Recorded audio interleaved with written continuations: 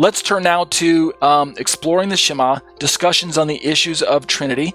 And 2 weeks ago, we finished reading through this quote from Tim Hegg.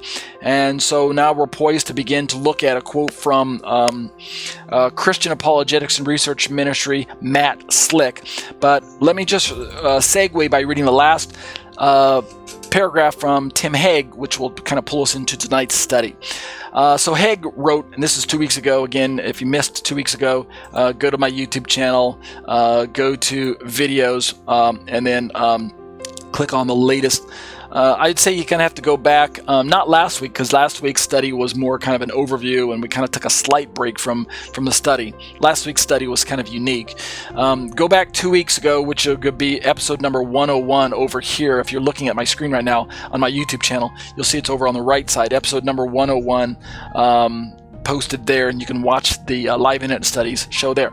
But Tim Hegg had this to say. Again, we're talking about this idea of Trinity. We're talking about this idea of asking the Bible, is God one?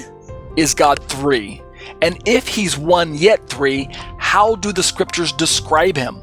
How do they articulate his oneness and his threeness? The challenge that we're faced with today as modern Bible students, as modern scientists of the word, if I can coin a phrase. I don't think I've ever heard anyone say it that way, but we're Bible scientists. We're not. Maybe that sounds too close to Christian scientists, right? Maybe I shouldn't use that phrase. Nevertheless, the point I'm trying to make is that we need to be very thorough in our research of the Bible. And what Tim Hegg reminds us of, and let's just pick up his quote here.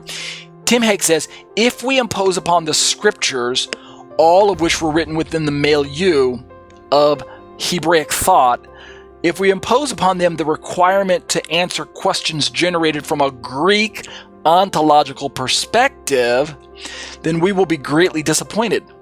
Understand his challenge there. If we as Greek thinkers, and Hegg is really kind of picking on the early church fathers in the first few centuries following after the first century disciples, were penning the words after Paul was circulating his letters, and after the Gospels were already written and being circulated in and around Asia and the Greco-Roman Empire and Middle East and things like that. Very shortly after that, after the apostles died out and the first disciples of the disciples were being raised up, it wasn't too long after that the early church fathers began to pour through the New Testament writings and letters. Of course, they started copying them down and being prepared to be canonized and things like that. But the challenge is that there was a heavy philosophical mindset that was present in the early first few centuries, so much so that pouring through the early church writings, which were written in Greek, we not only examined them through the language of Greek, but we unfortunately examined them through the philosophical mindset of Greco-Roman and Greek thinking and philosophy. And so much so that we began to ask questions of the text that the text couldn't really answer. So we had to fill in words, insert Greek phrases into the text. We didn't really add to the Bible. It's not what I'm really saying. It's that within the creeds that were being formulated in a defense against the heresies that were rising up all around Christianity of the first few centuries, then the early church fathers began to ask, how is it that God is composed? What kind of questions can we throw at the test?